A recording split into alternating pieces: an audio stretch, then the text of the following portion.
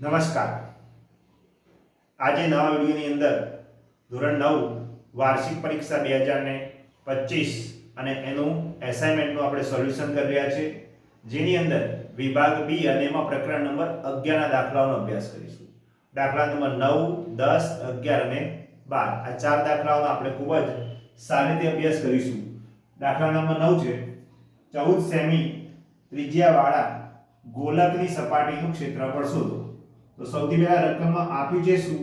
ત્રિજ્યા r બરાબર 14 semi. શોધવાનું કીધું છે ગોલકની સપાટીનું ક્ષેત્રફળ.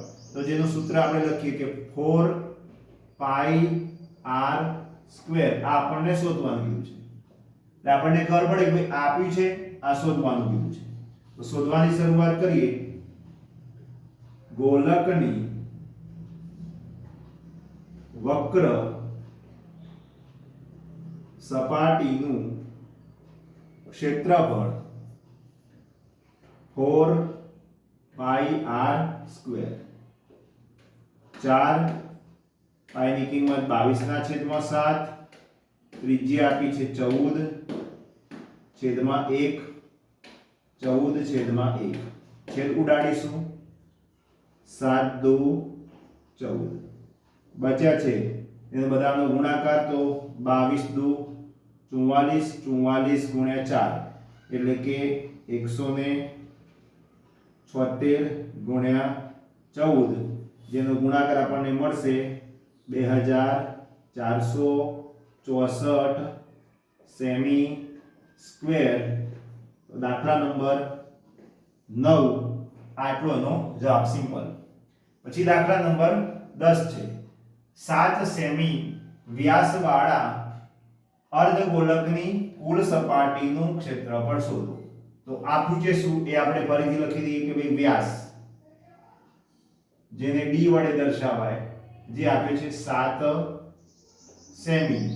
શોધવાનું કીધું છે અર્ધગોલકની કુલ સપાટીનું ક્ષેત્રફળ, એટલે કે 3 પાઈ r સ્ક્વેર. આપણને શોધવાનું કીધું છે. હવે જ્યારે પણ રકમમાં વ્યાસ આપેલો તો સૌથી પહેલા આપણે શું શોધી લેવાની?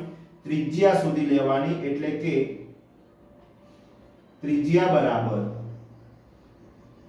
વ્યાસ ભાગ્યા 2, 7/2 સેમી. આપણે પોઈન્ટમાં કન્વર્ટ કરવાની કોઈ જરૂર નથી, 7/2 જ આપણે રાખીશું. હવે કીધું છે અર્ધગોલકની કુલ સપાટીનું ક્ષેત્રફળ. તો લખીએ અર્ધગોલકની કુલ સપાટીનું ક્ષેત્રફળ 3 પાઈ r સ્ક્વેર. તો 3 પાઈની કિંમત 22/7, ત્યાર પછી 7/2, ત્રિજ્યા આપણી 7/2. આ રીતે કિંમતો મૂકી દીધી. છેદ ઉડાડીએ છીએ. 7 7 ઉડી જશે. 11 2 22 ઉડી ગયા છે. બચ્યું છે આપણી પાસે 11 7 અને 3 અંશો વધ્યા છે. 11 સીતા 77, 77 ગુણ્યા 3 કરીએ એટલે 231. છેદમાં આપણી પાસે કેટલા છે? 2. તો 2 વડે એને ભાગી દઈશું એટલે આપણને મળે 115.5 સેમી સ્ક્વેર. તો આ થઈ ગયો છે આપણે દાખલા નંબર 10 નો આન્સર.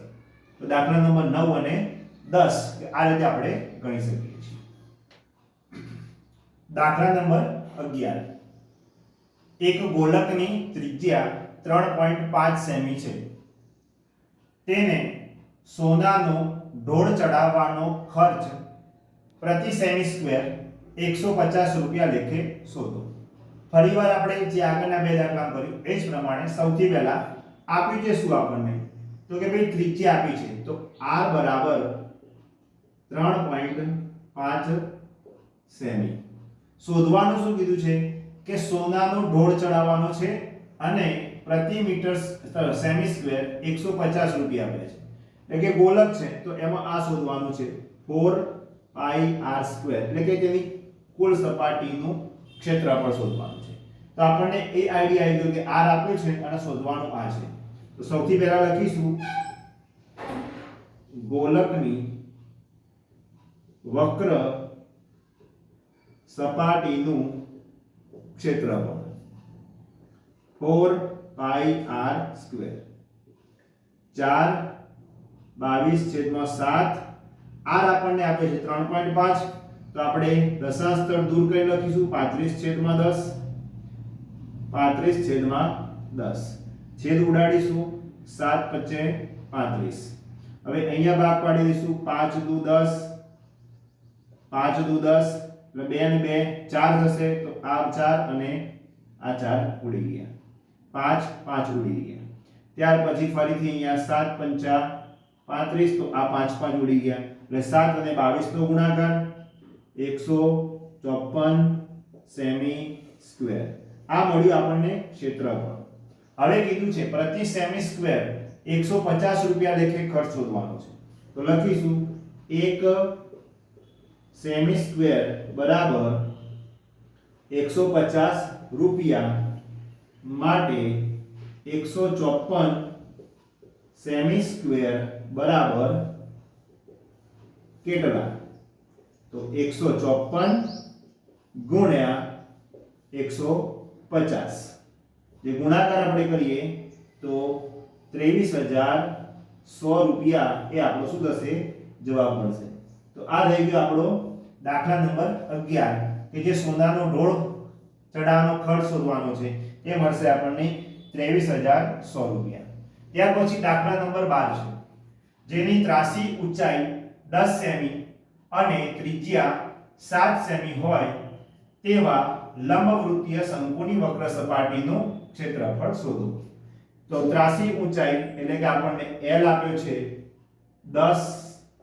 સેમી ત્રિજ્યા r બરાબર 7 સેમી અને શોધવાનું કીધું છે એ છે પાઈ r L એટલે કે લંબવૃત્તીય શંકુની વક્ર સપાટીનું ક્ષેત્રફળ તો હવે આપણે એ સૂત્ર મૂકીએ શંકુની વક્ર સપાટીનું ક્ષેત્રફળ પાઈ r L પાઈની કિંમત 22/7 ત્રિજ્યા તો ત્રિજ્યા આપી છે 7 અને L આપે છે 10 જેમાંથી 7 7 કટ થશે 22 × 10 એટલે કે 220 સેમી સ્ક્વેર આ થઈ ગયો આપણો દાખલા નંબર 12 અને એનો આન્સર જે પણ દાખલામાં પાઈનું વર્ણન ન કીધું હોય કે આટલા કિંમત લો તો આપણે 22/7 જ લેવાના અને જો રકમમાં કીધું હોય 3.14 તો 3.14 મૂકવાના આ હતા દાખલા નંબર 9 10 11 અને 12 જે આપણે ખૂબ જ સારી રીતે અભ્યાસ કર્યો